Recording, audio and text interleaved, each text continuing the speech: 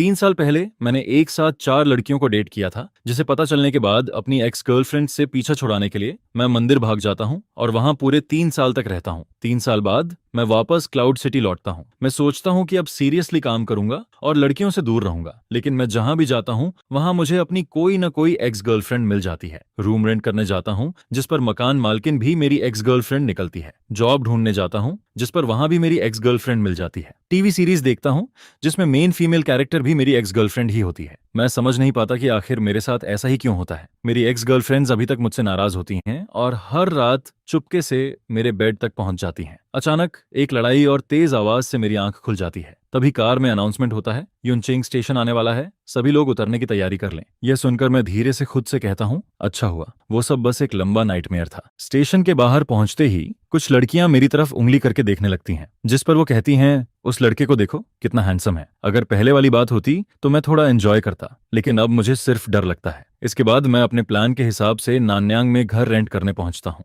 Agent ली वेइचियांग बड़े excitement के साथ मुझे एक नए लग्जरी अपार्टमेंट में लेकर जाता है। वह कहता है, ये 70 स्क्वायर मीटर का फ्लैट है, इतना बड़ा और लग्जरी, और अभी सिर्फ 1000 युआन में मिल रहा है। जिस पर मैं हैरान होकर पूछता हूँ, ब्रदर ली, ये घर सच में सिर्फ 1000 युआन का है? मुझे यकीन ही नहीं होता, इतना सस्ता होना तो हद से ज्यादा है। जिस पर ली वेइकियांग मुस्कुराते हुए कहता है, टेंशन मत लो, मैं कोई फ्रॉड नहीं हूँ। ये लग्जरी अपार्टमेंट पहले स्कूल डिस्ट्रिक्ट हाउस था, लेकिन अब इसके दाम गिर गए हैं। लैंडलॉर्ड बस जल्दी से पैसे वापस पाना चाहती है। यह सुनकर मैं बहुत खुश हो जाता हूँ। मुझे लगता है कि मेरे अच्छे दिन शुरू हो रहे हैं और मैं तुरंत कॉन्ट्रैक्ट साइन कर देता हूँ। इसके बाद ली वेइचियांग मुझसे कहता है कि मैं थोड़ा वेट करूं। वो नीचे जाकर लैंडलॉर्ड को लेकर आता है और हैंडओवर करवा देता है। ज्यादा देर नहीं होती, तभी बाहर से ली वेइकियांग की आवाज आती है। उसके साथ एक लड़की अंदर आती है, जिसके हाथ में नीली अम्ब्रेला होती है। वह हंसते हुए कहती है, तुमने तो बहुत अच्छा काम किया, इतनी जल्दी ये फ्लैट रेंट पर दे दिया। मैं अचानक मुड़कर उसके पैरों की तरफ देखता हूँ। दरवाजे से अंदर आते ही उसकी हाई हील्स सबसे पहले नजर आती हैं और उसके सफेद पैर के टखने पर एक खास बर्थ मार्क बना होता है। यह देखकर मैं तुरंत वॉशरूम में छिप जाता हूँ। तभी बाहर लिविंग रूम से लैंडलॉर्ड की आवाज आती है, वो आदमी कहाँ है? जिस पर मैं अपनी आवाज बदलकर कहता हूँ, मेरे पेट में दर्द है, मुझे थोड़ा टाइम लगेगा, या फिर आप वीचैट छोड़ दीजिए, मैं बाद में ऐड कर लूंगा। मैं अपनी आवाज छुपाने की कोशिश करता हूँ, लेकिन बाहर वाली औरत अचानक ली वेइचियांग से पूछती है, मिस्टर, जो की आवाज कुछ अजीब नहीं लग रही, क्या ऐसी बहुत तेज चल रहा है? जिस पर उसे सर्दी हो गई है। लेकिन अगले ही पल वो अचानक पूछती है, तुमने अभी उसे मिस्टर झाओ कहा था, उसका पूरा नाम क्या है? जिस पर ली वेइकियांग कहता है, मैं बताना भूल गया, उस आदमी का नाम झाओ यांग है और वो अभी अभी क्लाउड सिटी वापस लौटा है। यह सुनते ही बाहर से एक अजीब सी हंसी सुनाई देती है। फिर धीरे धीरे कदमों की आवाज मेरी तरफ आने लगती है, जिसके बाद वो वॉशरूम के दरवाजे पर नॉक करती है और कहती है, झोयांग, अब नाटक बंद करो और जल्दी बाहर आओ। मैं गहरी सांस लेता हूँ और मजबूरी में दरवाजा खोल देता हूँ। काफी देर तक चुप रहने के बाद मैं ऑकवर्ड तरीके से मुस्कुराकर कहता हूँ, शाओ शुआंग। मेरे सामने खड़ी लड़की शु शाओ शुआंग होती है। वो युनचेंग यूनिवर्सिटी की सबसे फेमस लड़की हुआ करती थी और फिर वो उन्हीं 4 लड़कियों में से एक होती है जिन्हें मैंने एक साथ डेट किया था। मुझे आज भी वो दिन याद है जब वो पहली बार कॉलेज में आई थी। उसने नीली रिबन लगा रखी थी, काली ड्रेस पहनी थी। उसके लंबे पैर और कॉन्फिडेंट एटीट्यूड ने आते ही सबका अटेंशन अपनी तरफ खींच लिया था, जिस पर बहुत सारे लोग तुरंत उसके पीछे पड़ गए थे। लेकिन बात मेरी सोच से भी ज्यादा आसानी से हो गई थी, क्योंकि ये लड़की सेन यान फैमिली की बेटी थी और सिर्फ 1 महीने के अंदर ही वो मुझ पर पूरी तरह फिदा हो गई थी। उस वक्त वो मेरे लिए इतनी क्रेजी हो गई थी कि उसने यहां तक कह दिया था कि वो मुझे अपनी कंपनी का बॉस बना देगी और खुद मेरे साथ रहेगी। वो जितनी क्यूट थी उतनी ही खतरनाक भी थी। जब मेरा 4 लड़कियों वाला राज खुल गया था, तब सबसे पहले उसी ने मेरे ऊपर मिलियन युआन रिवॉर्ड लगा दिया था। अगर मुझे अपनी 4 एक्स गर्लफ्रेंड्स में से किसी एक से सबसे ज्यादा डर लगता था तो वो डेफिनेटली चू शाओशुआंग ही थी। इस वक्त इस रेंट वाले घर में माहौल बहुत अजीब हो जाता है, जिस पर ली वेचियांग समझ जाता है कि मामला ठीक नहीं है और वो चुपचाप वहां से निकल जाता है। मैं जल्दी से कहता हूँ, ब्रदर ली, ये घर मेरे लिए सही नहीं है, मुझे मेरा डिपॉजिट भी नहीं चाहिए, मैं ये घर रेंट नहीं करूंगा। जिस पर शु शाओशुआंग मुझे घूरते हुए कहती है, क्या तुम फिर से भागना चाहते हो? कॉन्ट्रैक्ट साइन हो चुका है, अब इतनी आसानी से नहीं जा सकते। अगर तुमने जाने की कोशिश की तो मैं तुम्हें कोर्ट में घसीट दूंगी। मैं अभी अभी क्लाउड सिटी वापस आया होता हूँ और वो आते ही मुझे केस में फंसाने की धमकी देने लगती है। मेरी जॉब भी अभी तक फिक्स नहीं हुई होती, मैं सच में इतना झंझट नहीं झेल सकता। जिस पर मैं तुरंत अपना एटीट्यूड बदल देता हूँ और हंसते हुए कहता हूँ,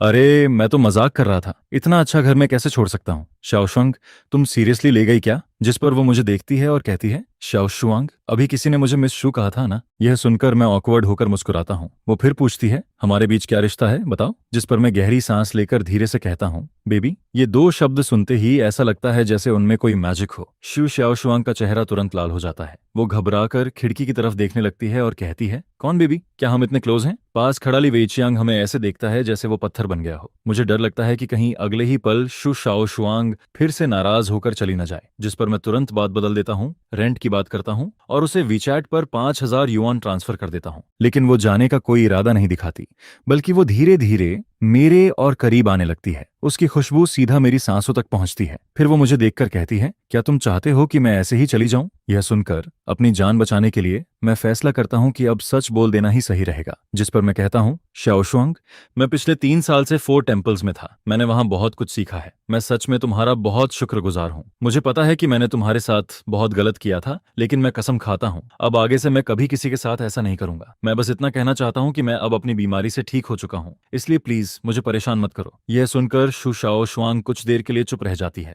उसकी आंखों में हैरानी और घबराहट साफ दिखाई देती है। फिर वो धीरे से कहती है, तुम्हें सच में समझ आ गया है कि तुमसे गलती हुई थी? जिस पर मैं तुरंत कहता हूँ, हाँ सच में, अब मैं अच्छे से रहूंगा। जिस पर वो कहती है, मैं तुम्हें इतनी आसानी से माफ नहीं करूंगी, लेकिन अगर तुम अच्छे से बिहेव करोगे तो मैं इस बारे में सोच सकती हूँ। वो सोचती है कि मैं उससे पैचअप की बात कर रहा हूँ और मैं सोचता हूँ कि वो मेरे ऊपर लगाए गए हंट ऑर्डर की बात कर रही है। इस तरह हम दोनों बिल्कुल अलग बात सोचते हुए भी एक अजीब से एग्रीमेंट पर पहुंच जाते हैं। इसके बाद किसी तरह मैं शू शाओ शुआंग को वहां से भेज देता हूँ। वो अपने 3 मिलियन से भी ज्यादा की पिंक कार में बैठकर चली जाती है। उसकी 720S देखकर उसका रियल एटीट्यूड साफ दिखता है, लेकिन मुझे बस इस बात की खुशी होती है कि मैं एक और दिन बच गया। अगले दिन मैं जॉब ढूंढने निकलता हूँ, लेकिन वहां भी मेरी हालत खराब हो जाती है। मेरा मेजर मार्केटिंग होता है, लेकिन 3 साल तक मंदिर में रहने और दुनिया से कटे रहने की वजह से मेरा रिज्यूमे लगभग खाली होता है। हालांकि बाहर की दुनिया को मैं यही बताता हूं कि मैं पिछले 3 साल से फेल था, लेकिन इसके बावजूद हर कंपनी का एचआर मुझे देखकर अजीब रिएक्शन देता है। पूरी तरह थक कर मैं आखिरी कंपनी में पहुंचता हूं।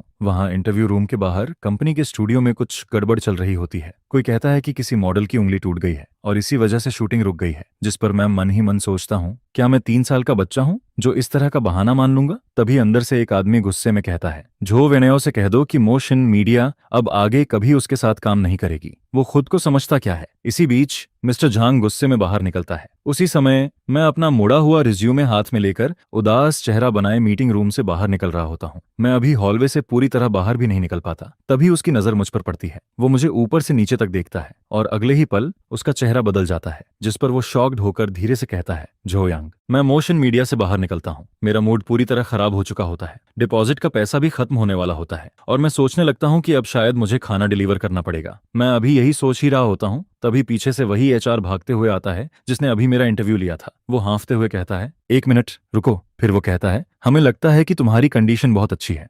क्या तुम्हें हमारे यहाँ काम करने में इंटरेस्ट है? यह सुनकर मेरी जिंदगी जैसे अचानक ऊपर नीचे होने लगती है। मुझे लगता है कि शायद मेरी सिंसियरिटी ने उन्हें इम्प्रेस कर दिया। मैं तुरंत कहता हूँ कि मैं मार्केटिंग का काम बहुत अच्छे से कर सकता हूँ, लेकिन मेरी बात पूरी होने से पहले ही एचआर ऑकवर्ड होकर मुझे रोक देता है। वो कहता है, असल में हम तुम्हें मार्केटिंग की जॉब नहीं देना चाहते, हम तुम्हें मॉडल बनाना चाहते हैं। यह सुनकर मैं कुछ देर के लिए चुप रह जाता हूँ। कॉलेज के टाइम पर भी किसी ने मुझे मॉडल बनने के लिए कहा था, लेकिन तब मैं अपनी 4 गर्लफ्रेंड्स के बीच इतना उलझा हुआ था कि मेरे पास बिल्कुल टाइम नहीं था। लेकिन अब सिचुएशन अलग होती है। यहाँ बेसिक सैलरी 8,000 होती है, ऊपर से कमीशन और डिविडेंड भी मिलता है, जबकि मार्केटिंग में सिर्फ 6,000 की सैलरी मिलती है। जिस पर मैं बिना कुछ सोचे तुरंत कॉन्ट्रैक्ट साइन कर देता हूँ। सर्वाइवल के लिए मैं मॉडल क्या, जरूरत पड़े तो ईंट भी उठा सकता हूँ। इसके बाद वो लोग मुझे एक प्रोफेशनल स्टूडियो में लेकर जाते हैं। मुझे लगता है कि शायद पहले कोई आसान ट्रेनिंग होगी, लेकिन वहां मौजूद लोग मुझे ऐसे देखने लगते हैं जैसे मैं कोई बहुत कीमती चीज हूँ। खासकर झोंग कुई नाम का फोटोग्राफर मुझे देखकर बार बार हैरान होता है। फिर वो लोग मुझे तेज लाइट्स के सामने खड़ा कर देते हैं और मेरी ऑकवर्ड मॉडलिंग करियर शुरू हो जाती है। लेकिन मुझे बिल्कुल नहीं पता होता कि इसके पीछे मिस्टर झांग का हाथ होता है। वही मिस्टर झांग जिसने कुछ देर पहले मेरे रिज्यूमे का मजाक उड़ाने वाले एचआर को डांटा था। इस वक्त वो दरवाजे की हल्की सी दरार से मुझे देख रहा होता है। उसकी आंखों में बहुत कॉम्प्लिकेटेड फीलिंग्स होती हैं। वो मुझे पोज करते हुए देखता है और धीरे से अपने होंठ काटता है। फिर वो मन ही मन कहता है, बेवकूफ, क्लाउड सिटी लौटकर भी मेरे पास नहीं आया। और यही मिस्टर झांग दरअसल मोक्सिन मीडिया की बॉस जेंग यूवेई होती है। वो मेरी दूसरी एक्स गर्लफ्रेंड होती है। पूरी शूटिंग में करीब 5 घंटे लग जाते हैं। मैं अभी ठीक से सांस भी नहीं ले पाता। तभी एक असिस्टेंट मेरे पास आता है और कहता है, मिस्टर झांग आपसे मिलना चाहती हैं, प्लीज मेरे साथ आइए। मैं अंदर जाता हूँ। बॉस चेयर पर एक औरत मेरी तरफ पीठ करके बैठी होती है।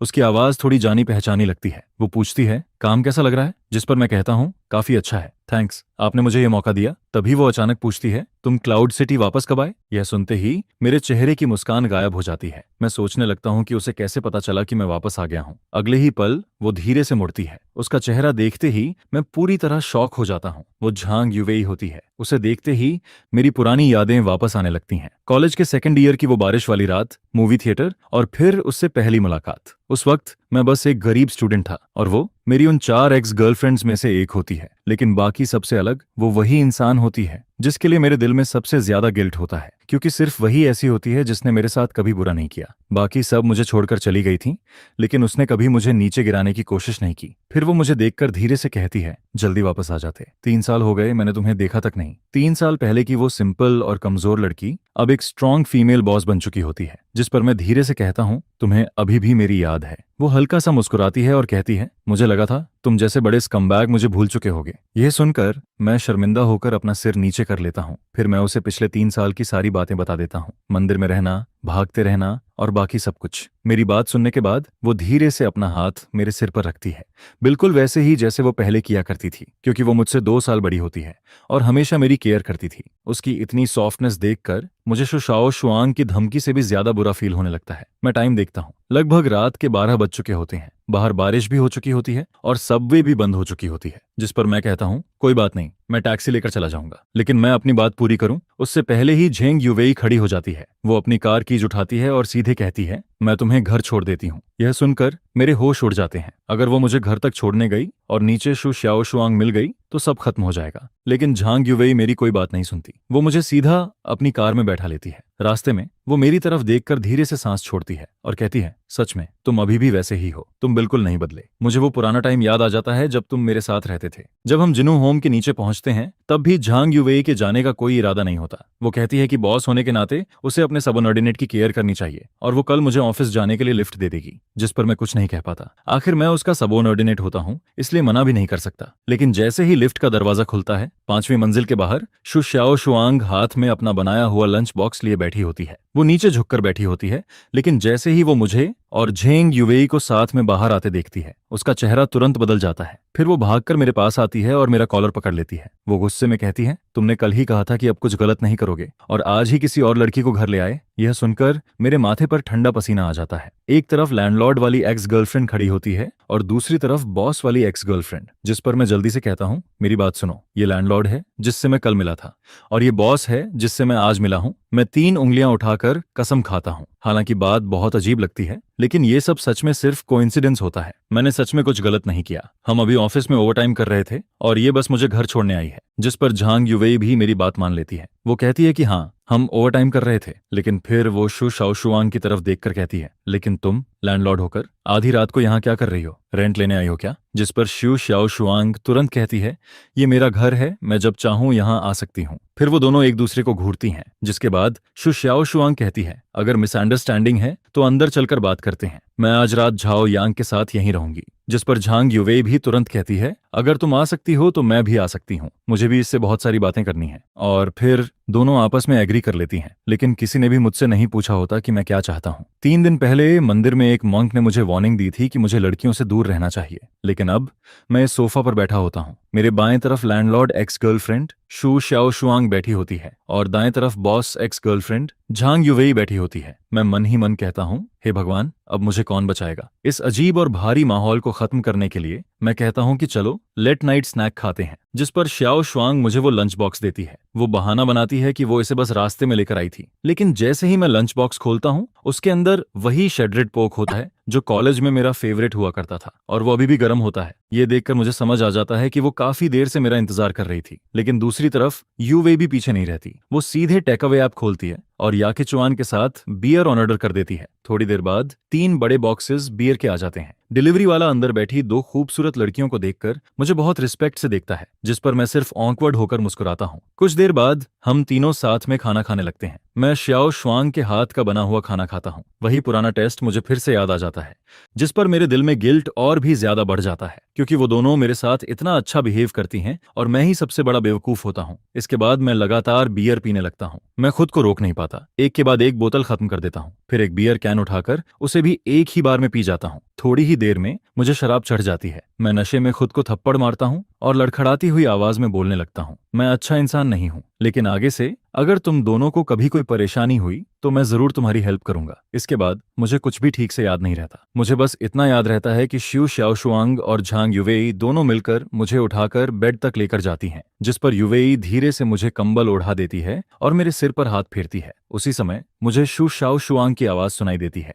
वो अचानक पूछती है, सच बताओ, क्या तुम अभी भी उसे पसंद करती हो? जिस पर झांग युवेई मेरी तरफ देखती है। मैं उस वक्त सो रहा होता हूँ। उसकी आंखों में सॉफ्टनेस साफ दिखाई देती है। फिर वो धीरे से कहती है, उसने मुझे मेरा पहला DSLR दिया था, उसी ने मेरे फोटोग्राफी ड्रीम को सपोर्ट किया था, इसलिए मैं उससे नफरत नहीं कर सकती। जिस पर शु शाओशुआंग बिना सोचे तुरंत कहती है, मैं भी अभी तक जोयांग को पसंद करती हूँ। फिर वो धीरे से कहती है, मैं उसे मारना भी चाहती हूँ, लेकिन उससे कोई फर्क नहीं पड़ता। इस बार मैं उसे दोबारा भागने नहीं दूंगी। यह सुनकर झांग युवेई हल्का सा मुस्कुराती है। फिर वो मेरे कान को खींचती है और शु शाओशुआंग से कहती है, तुम्हारा एटीट्यूड अभी भी बिल्कुल पहले जैसा है। लेकिन फिर वो धीरे से कहती है, तुम्हें मुझसे नहीं, बाकी लड़कियों से सावधान रहना चाहिए। और इसी तरह दोनों एक दूसरे का वीचैट ऐड कर लेती हैं, ताकि बाकी एक्स गर्लफ्रेंड्स के खिलाफ वो एक टेम्परेरी अलायंस बना सकें। अगले दिन दोपहर में मेरी आंख खुलती है। मेरा सिर बहुत ज्यादा दर्द कर रहा होता है, लेकिन जैसे ही मैं आंख खोलता हूँ, मैं देखता हूँ कि शु शाओशुआंग मेरे ऊपर सो रही होती है। उसी वक्त बेडरूम का दरवाजा खुलता है और झांग युवेई बाहर आती है। उसे देखकर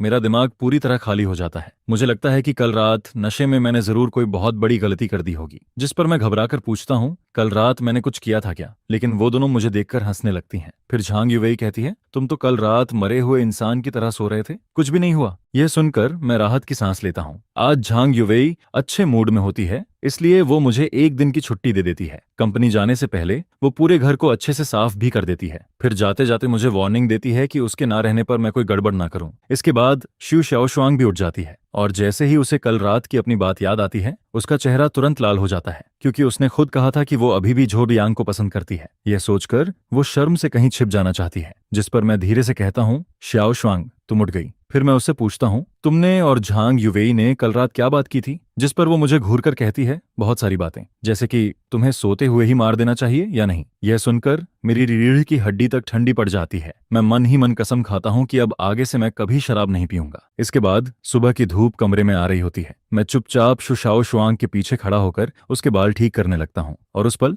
मुझे ऐसा फील होता है जैसे मैं फिर से 3 साल पहले वाले दिनों में वापस पहुंच गया हूँ। आज दोपहर एक अच्छी मूवी लगी हुई है, जोयांग, चलो साथ में देखने चलते हैं। शु शाओशुआंग मुझे दोपहर में मूवी देखने के लिए बुलाती है, लेकिन मैं मना कर देता हूँ। मैं कहता हूँ, आज नहीं, आज मुझे कंपनी जाना है। जॉब का पहला दिन है, मुझे अपने कॉलेग्स पर अच्छा इंप्रेशन छोड़ना है। जिस पर वो थोड़ा नाराज होकर मुझे देखती है। फिर जैसे ही मैं जाने लगता हूँ, वो अचानक अपना एक और टैलेंट दिखा देती है।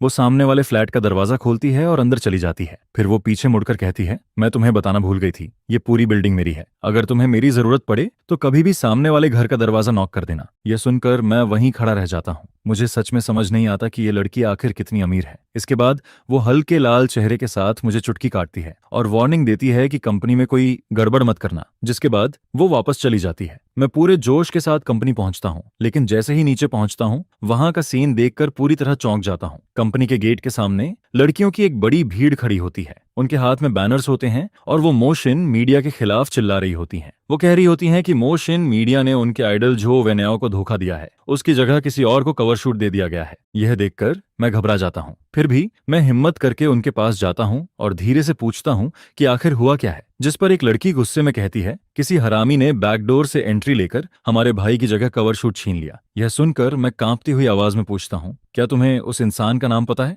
जिस पर वो और भी गुस्से में कहती है, उस कमीने का नाम जो यांग है। यह सुनते ही मैं वहीं जम जाता हूँ। मेरे सामने खड़ी वही लड़कियां जो मुझे मार डालने की बात कर रही होती हैं, असल में मेरे ही खिलाफ खड़ी होती हैं। मेरे चेहरे की मुस्कान धीरे धीरे गायब हो जाती है। काफी देर बाद मुझे समझ आता है कि जिस आदमी को ये सब लोग गाली दे रही हैं, वो मैं ही हूँ। जिस पर अपनी जान बचाने के लिए मैं ऐसे बिहेव करने लगता हूँ जैसे मैं कोई राह चलता आदमी हूँ। लेकिन मैं उन फैन गर्ल्स को कम समझ लेता हूँ। किसी ने ग्रुप में मेरी फोटो भेज दी होती है और अगले ही पल मेरी पहचान खुल जाती है, जिस पर सारी लड़कियां मेरी तरफ देखने लगती हैं। फिर वो जोर जोर से चिल्लाने लगती हैं। मैं जल्दी से कहता हूँ मैं उस स्टार को जानता भी नहीं हूँ, लेकिन वो मेरी बात सुनने की जगह और ज्यादा गुस्सा हो जाती हैं। फिर वो लोग झांग युवेई को भी गालियां देने लगती हैं। वो कहती हैं, झांग सरनेम वाली बॉस भी कोई अच्छी नहीं है, उसने जरूर तुम्हें अपने पास रख लिया होगा, तभी तुम्हें ये मौका मिला है। जिस पर मेरा चेहरा तुरंत बदल जाता है। मुझे गाली दो, मैं सह सकता हूँ, लेकिन मैं झांग युवेई के बारे में एक शब्द भी गलत नहीं सुन सकता। अगले ही पल मैं अपना हाथ उठाता हूँ और सबसे ज्यादा गाली देने वाले 180 पाउंड के आदमी को सीधा पंच मार देता हूँ। वो आदमी सीधे पीछे जाकर भीड़ में गिर जाता है और फिर पूरा माहौल अचानक बिगड़ जाता है। चारों तरफ चीखने की आवाज आने लगती है। लड़कियां मेरी तरफ भागने लगती हैं। लेकिन 3 साल मंदिर में रहने की वजह से मेरा शरीर पहले से बहुत मजबूत होता है। मेरी हाइट भी 1.85 मीटर होती है, इसलिए मैं भीड़ के बीच खुद को बचाने की कोशिश करता हूँ। उसी वक्त ऊपर ऑफिस में झांग युवेई मुझे खिड़की से देख रही होती है। पहले तो वो मुझे देखकर हल्का मुस्कुराती है, लेकिन जैसे ही उसे पता चलता है कि मुझे मारा जा रहा है, उसका चेहरा तुरंत बदल जाता है, जिस पर वो घबराकर नीचे भागती है। जब वो नीचे पहुंचती है तब तक मेरे चेहरे से खून निकल रहा होता है। यह देखकर उसका चेहरा पूरी तरह सफेद पड़ जाता है। उसके दिल में बहुत दर्द होता है, लेकिन उसे इस बात का दुख नहीं होता कि मैंने उन लड़कियों को मारा। उसे इस बात का दुख होता है कि मेरी वजह से उसकी कंपनी को नुकसान हो सकता है, क्योंकि अगर ये बात हॉट सर्च पर चली गई तो मोशन मीडिया की 3 साल की मेहनत बर्बाद हो सकती है। जिस पर झांग युवेई जल्दी से मेरे पास आती है। वो दोनों हाथों से मेरा चेहरा पकड़ती है और चेक करती है कि मुझे कितनी चोट लगी है। जब उसे पता चलता है कि चोट ज्यादा नहीं है, तब वो अचानक गुस्से में कहती है, क्या तुम पागल हो? मैंने तुम्हें छुट्टी दी थी, फिर तुम कंपनी क्यों आए? जिस पर मैं धीरे से कहता हूँ, सिस्टर वेई, गुस्सा मत हो। फिर मैं कहता हूँ, तुम बस ये बोल देना कि मैं टेम्परेरी वर्कर हूँ, सारी गलती मेरे ऊपर डाल दो और मुझे निकाल दो। मैं सोचता हूँ कि वो कंपनी की वजह से परेशान है, इसलिए मैं उसे बचाना चाहता हूँ, लेकिन मेरी बात सुनकर वो कुछ देर के लिए चुप रह जाती है। ऐसा लगता है जैसे वो कुछ कहना चाहती है, लेकिन उससे पहले ही पुलिस मुझे पकड़ कर ले जाती है और अब मुझे 7 दिन की डिटेंशन होने वाली होती है। जैसा मैंने सोचा था वही होता है। थोड़ी ही देर में मीडिया कंपनी के एक मेल एम्प्लॉय और फीमेल फैंस के बीच हुई लड़ाई हॉट सर्च पर आ जाती है। हर तरफ न्यूज फैल जाती है। इंटरनेट पर ऐसे वीडियोस घूमने लगते हैं जिन्हें जानबूझकर एडिट किया गया होता है, जिस पर मुझे विलेन की तरह दिखाया जाता है, जैसे सारी गलती सिर्फ मेरी हो। उसी समय शाम को युंगवांग बिल्डिंग के नीचे एक ब्लैक नैनी कार आकर रुकती है। उसमें से एक लंबी खूबसूरत लड़की बाहर निकलती है। उसकी खूबसूरती देखते ही हर कोई उसे पहचान लेता है। वो पेरेंट्स होती है, एंटरटेनमेंट इंडस्ट्री की सबसे फेमस एक्ट्रेस। वो आज की सबसे बड़ी स्टार होती है और साथ ही इमोशन मीडिया की सबसे इंपॉर्टेंट आर्टिस्ट भी होती है। लिफ्ट में उसका असिस्टेंट उसे मेरे फाइट वाला हॉट सर्च दिखाता है। वो मजाक में कहता है जो वेनेओ के फैंस को किसी ने पीट दिया, लेकिन जैसे ही पेरेंट्स उस वीडियो में मेरा चेहरा देखती है, उसका चेहरा अचानक बदल जाता है। उसके हाथ कांपने लगते हैं। फिर वो धीरे से पूछती है, इस आदमी का नाम क्या है? जिस पर असिस्टेंट कहता है, इसका नाम जो यांग है, ये मोशन मीडिया का नया मेल मॉडल है और अभी इसे पुलिस पकड़ कर ले गई है। यह सुनते ही पेरेंट्स की आंखों में एक अजीब सी चमक आ जाती है। फिर वो तुरंत कहती है, आज रात के अंदर जो यांग से जुड़ी सारी हॉट सर्च हटा दो। उसकी आवाज गुस्से और एक्साइटमेंट से कांप रही होती है। सारे मीडिया रिसोर्सेज इस्तेमाल करो, जो वेनेओ के सारे काले राज निकालो और उस फाइट वाली वीडियो का ओरिजिनल वर्जन भी ढूंढो। मैं चाहती हूँ कि जो वेनेओ अभी के अभी खत्म हो जाए। इस बार जो यांग ने किसी नॉर्मल मुसीबत को नहीं छेड़ा था। इस बार उसने सीधे अपनी एक्स गर्लफ्रेंड्स को मैदान में बुला लिया था। और जिस रात मैं लॉकअप में पहली बार सो रहा होता हूँ, उसी रात कुछ लोग पूरी रात जागने वाले होते हैं। उसी समय शु शाओशुआंग किचन में गाना गुनगुनाते हुए मेरे लिए पोटैटो बीफ स्टू बना रही होती है। वो पूरे खुश मूड में होती है, क्योंकि वो सोच रही होती है कि मैं बाहर आते ही उसके साथ मूवी देखने जाऊंगा। लेकिन तभी झांग युवेई का वीचैट मैसेज आता है। उसमें लिखा होता है कि झाओ यांग लड़ाई की वजह से 7 दिन के लिए अंदर चला गया है। यह सुनते ही शु शाओशुआंग का पूरा मूड खराब हो जाता है। उसका सारा स्वीट सपना उसी वक्त टूट जाता है और जैसे ही उसे पता चलता है कि यह सब झो वेनेओ नाम के एक ट्रैफिक स्टार की वजह से हुआ है, उसकी आंखें तुरंत ठंडी हो जाती हैं। जिस पर वो तुरंत किसी को फोन लगाती है और कहती है, मुझे तुमसे एक काम करवाना है। उधर उसी वक्त झो वेनेओ एक आलीशान मैंशन में लगभग 50 साल की एक औरत के साथ जश्न मना रहा होता है। उसे लगता है कि उसने सारी गंदगी मेरे ऊपर डाल दी है और अब मैं पूरी तरह बर्बाद हो जाऊंगा। वो मन ही मन सोचता है कि अब मैं हमेशा के लिए खत्म हो चुका हूं। लेकिन अगली सुबह उसके सामने कुछ और ही होने वाला होता है। सुबह सुबह उसका असिस्टेंट घबराया हुआ उसके पास आता है और कहता है, ब्रदर याओ, बहुत बड़ी प्रॉब्लम हो गई है। जिस पर झो वेनेओ जल्दी से वेबो खोलता है और वहां जो वो देखता है उसे देखकर उसके होश उड़ जाते हैं। टॉप 50 ट्रेंडिंग में से 32 टॉपिक्स सिर्फ उसी के खिलाफ होते हैं। उसके नाइट क्लब वाले स्कैंडल्स, उसके पुराने अफेयर्स और उसके सारे डर्टी सीक्रेट्स एक एक करके सामने आने लगते हैं। और फिर सबसे बड़ा धमाका होता है, उसकी उस उम्र दराज औरत के साथ वाली हाई डेफिनेशन फोटोजेस पूरी इंटरनेट पर फैल जाती हैं। लेकिन सबसे ज्यादा डेंजरस चीज होती है उस फाइट वाले केस का सच बाहर आना। पूरा ओरिजिनल वीडियो सामने आ जाता है और उसमें साफ दिखता है कि मैं किसी को बिना वजह नहीं मारता, मैं सिर्फ इसलिए फाइट करता हूं क्योंकि उन्होंने मुझे मजबूर किया था। जिस पर पूरी पब्लिक ओपिनियन अचानक बदल जाती है। मैं विलेन से विक्टिम बन जाता हूं और जो वेन्याओ जिसकी इमेज पहले परफेक्ट थी वो एकदम नीचे गिर जाती है। उसके सारे ब्रांड डील्स कैंसिल हो जाते हैं, सारे एंडोर्समेंट्स खत्म हो जाते हैं और फिर युनचेंग का सबसे बड़ा ब्लैक मटेरियल ग्रुप सीधा ऑर्डर देता है कि अब पूरे इंडस्ट्री में झो वेन्याओ को बैन किया जाएगा। जिस पर झो वेन्याओ अपने बेड पर बैठा रह जाता है।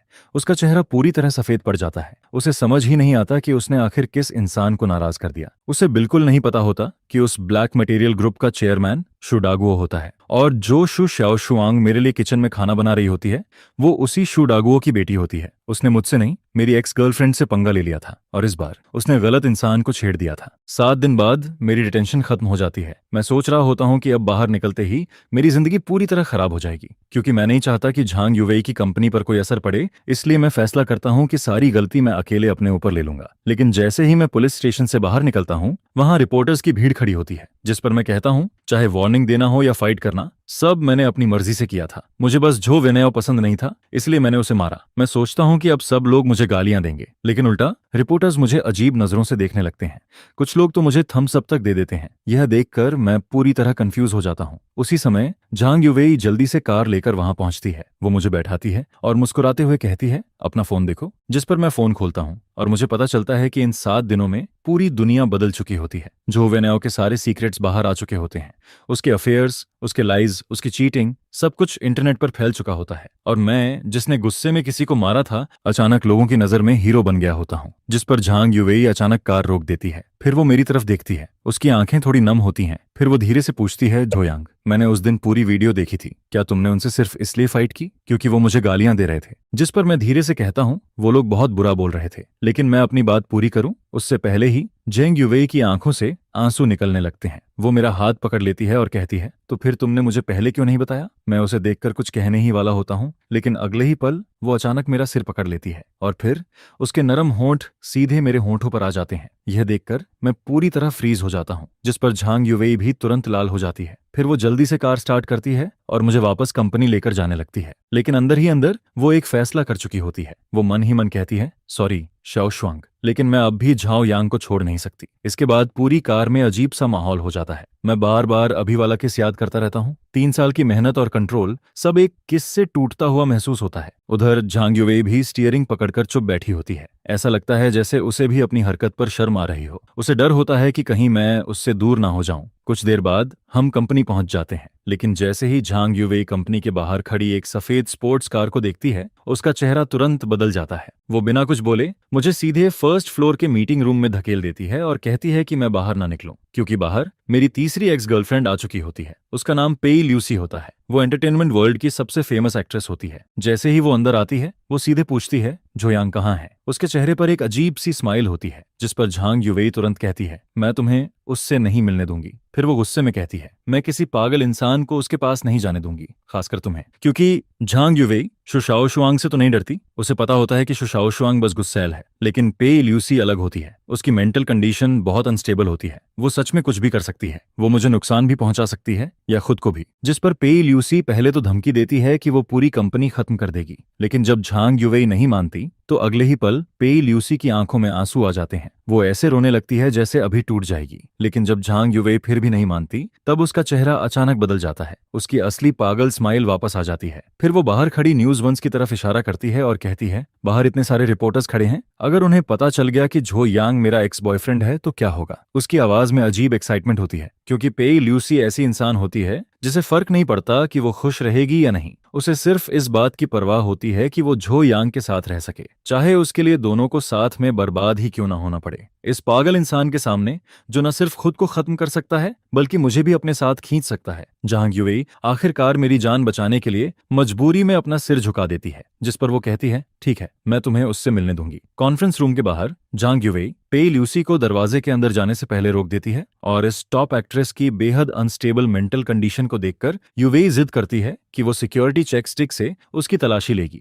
जिस पर जैसे ही अलार्म बजता है, पेई ल्यूसी को मजबूरी में अपनी कमर के पीछे छुपाया हुआ पतला सा नाइफ निकालना पड़ता है, जिसे वो जमीन पर फेंक देती है और फिर बड़े आराम से अंदर चली जाती है। दरवाजा खुलता है और मुझे लगता है कि यू वेई आई है, लेकिन अगले ही पल पी ल्यूसी किसी पिंजरे से निकली हुई भेड़िए की तरह सीधे मुझ पर टूट पड़ती है और मुझे जमीन पर गिरा देती है, जिस पर वो मुझे कसकर पकड़ते हुए कहती है, ब्रदर झायोआंग, लोग तुम्हें बहुत मिस करते हैं। पी ल्यूसी बिल्कुल किसी क्लिंजी किटन की तरह मेरे सीने में छुप जाती है, लेकिन अगले ही पल वो अचानक अपना चेहरा उठाती है और दोनों हाथों से मेरे कंधे पकड़ लेती है। उसकी आंखें पूरी तरह पागलपन से भरी होती हैं, जिस पर वो पूछती है, तुम मुझे 3 दिन पहले छोड़कर क्यों गए थे? क्या इसलिए क्योंकि मैं उतनी खूबसूरत नहीं हूं, या फिर इन 4 बदबूदार औरतों की वजह से? बोलो। जिस पर मैं मजबूरी में अपना हाथ बढ़ाकर उसके सिर पर थपकी देता हूं और अगले ही पल वो पागल लड़की फिर से शांत हो जाती है, जो देखकर वो फिर से एक छोटी सी दुखी लड़की की तरह रोने लगती है। यही है पेई ल्यूसी, मेरी तीसरी एक्स गर्लफ्रेंड, एक ऐसी औरत जिसके दिमाग में थोड़ा प्रॉब्लम है। जिस पर वेई शीली को देखकर मैं अपने फर्स्ट ईयर की उस पहली मुलाकात को याद करने लगता हूँ। उस समय फिल्म स्कूल में उसे बाकी लोग बहुत परेशान करते थे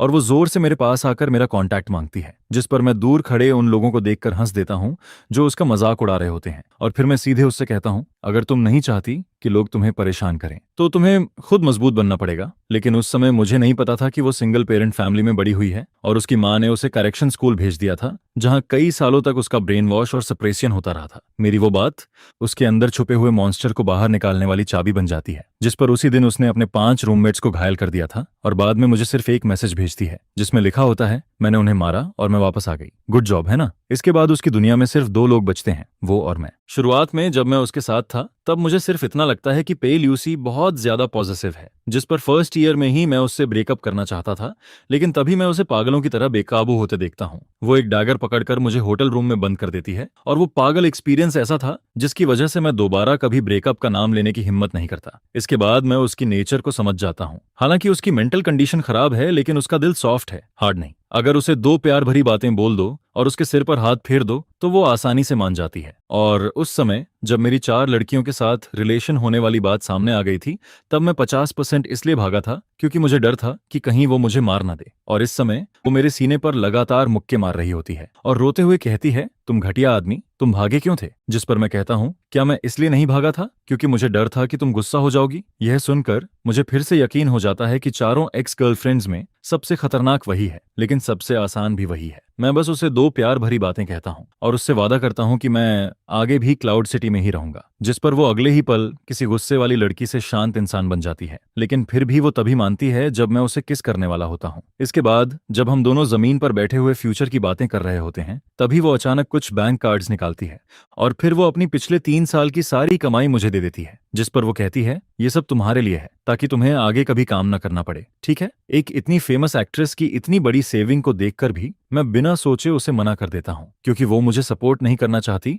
वो सच में मेरा ख्याल रखना चाहती है। जिस पर मैं उससे कहता हूँ, तुम अपनी स्टार वाली लाइफ जीती रहो और मैं यहाँ अपना काम करता रहूंगा, लेकिन मैं तुमसे प्रॉमिस करता हूँ, जब भी तुम मुझे ढूंढने आओगी मैं हमेशा यहीं मिलूंगा। यह सुनकर वो चुपचाप मेरे सीने में आकर लिपट जाती है और आखिरकार वो अपने अंदर की वो एक्सट्रीम कंट्रोल वाली चाहत को थोड़ा छोड़ देती है। उसी समय झांग युवेई दरवाजे पर नॉक करती है और याद दिलाती है कि बाहर के रिपोर्टर्स अब अंदर घुसने वाले हैं, जिस पर मुझे समझ आता है कि ये सारे रिपोर्टर्स असल में पेई ल्यूसी ही लेकर आई थी ताकि झांग युवेई मजबूरी में उसे मुझसे मिलने दे। इसके बाद मैं सिस्टर वेई से माफी मांगने के लिए कहता हूँ, जिस पर पेई ल्यूसी पहले तो इंस्टिंक्टिवली मुंह बना देती है, लेकिन मेरी तरफ देखकर तुरंत मान जाती है। जिस पर वो कहती है, ठीक है, मैं माफी मांग लूंगी, आगे से तुम जो कहोगे मैं वही करूंगी। इसके बाद मैं सेफ तरीके से कॉन्फ्रेंस रूम से बाहर निकल आता हूँ, जिस पर झांग युवेई आखिरकार राहत की सांस लेती है और फिर वो अपना बंद हाथ खोलती है, जिसे देखकर मुझे समझ आता है कि उसने अपने हाथ में कुछ छुपा रखा था। तभी समझ आता है कि अभी थोड़ी देर पहले पेई ल्यूसी इतनी देर तक उसे बाहर क्यों नहीं निकाल रही थी। लेकिन कॉन्फ्रेंस रूम के अंदर दोनों औरतों के बीच थोड़ी देर के लिए एक सीधा सामना होता है, जिस पर पेई ल्यूसी सिर्फ मुझे खुश करने के लिए झांग युवेई के सामने अपना सिर झुकाकर उससे माफी मांगती है। यह देखकर झांग युवेई भी समझ जाती है कि वो पूरी तरह बुरी नहीं है और फिर वो भी धीरे से राहत की सांस लेती है। आखिर में मैं अपने फैमिली वालों से कहता हूँ कि वो उसका थोड़ा ध्यान रखें, और रिपोर्टर्स को हैंडल करते करते पूरे 2 घंटे निकल जाते हैं और मुझे सांस लेने का मौका भी नहीं मिलता, क्योंकि अगले ही पल झांग युवेई के सामने ही पेई ल्यूसी अचानक मेरे सामने दौड़कर आ जाती है, जिस पर वो सीधे मेरे चेहरे को पकड़ती है और मुझे जोर से किस कर देती है। फिर वो शर्माते हुए कहती है, अगर तुम मुझे किस नहीं करोगे तो मैं खुद तुम्हें किस कर लूंगी। यह कहकर वो लाल चेहरा लिए हुए भाग जाती है और जाते जाते भी काफी खुश दिखाई देती है, जिस पर मैं सिर्फ इतना सोचता हूँ, ओह नहीं, मैं फिर से फंस गया। होस्ट, मुझे तुम्हारे लिए सच में बुरा लग रहा है। क्या ये अभी भी बहुत यादगार नहीं लग रहा है? ये मेरी बहन के मीठे होंठ थे या फिर किसी बड़ी स्टार के? मैं इतना डर गया था कि सीधा ऊपर जाने की हिम्मत ही नहीं हुई। जल्दी से घर लौटना पड़ेगा,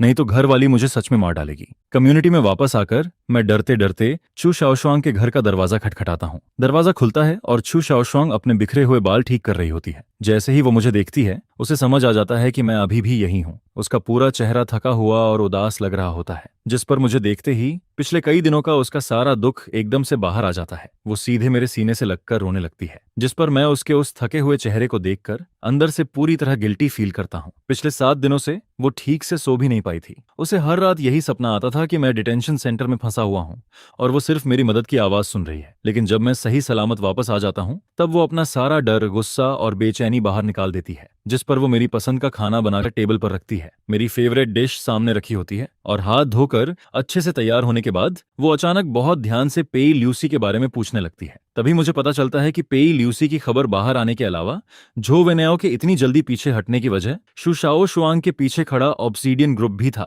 जिस पर शू शाओशुआंग मुझसे पूछती है, पेई ल्यूसी के साथ आखिर हुआ क्या था? मुझे चुप देखकर वो तुरंत मेरे पास आ जाती है, जिस पर वो गुस्से और जलन से कहती है, उस दिल चुराने वाली बिल्ली को जो मिला वो मुझे भी चाहिए। मैं कुछ समझ पाता उससे पहले ही वो मेरा चेहरा पकड़कर मुझे किस कर देती है, जिस पर मैं अपने होंठ छूता हूँ और फिर से अंदर ही अंदर पछताने लगता हूँ। इसके बाद वो मेरे लिए खाना बनाती रहती है और जब उसका मन थोड़ा शांत हो जाता है, तब वो चुपचाप मेरी बाहों में आकर टिक जाती है। वो बहुत ज्यादा थक चुकी होती है, जिस पर मैं उसे धीरे से उठाकर बेडरूम में ले जाता हूँ। वो आधी नींद में मेरा हाथ पकड़ लेती है और 10 सेकंड के अंदर ही सो जाती है। मैं बेड के किनारे बैठकर उसका हाथ धीरे से पकड़े रहता हूँ और उसे गुड नाइट कहता हूँ। लेकिन शहर के दूसरे कोने में मुझे बिना पता चले मेरे खिलाफ एक शिकार शुरू हो चुका होता है। बेइज्जत हो चुका जो वेन्याओ एक पागल जुआरी की तरह अंडरग्राउंड गैंग यूलिंग सोसाइटी के सानिया के पास पहुंचता है। भले ही मैं अब थोड़ा फेमस हो चुका हूं और कई लोग मुझसे डरते हैं, लेकिन उसके सामने जो वेन्याओ सीधे 7 मिलियन रख देता है, जिस पर वो कहता है 5 मिलियन उसकी जान लेने के लिए और बाकी 2 मिलियन अगर तुम चाहो तो जैसे भी करना। और मुझे इस सब के बारे में कुछ भी पता नहीं होता।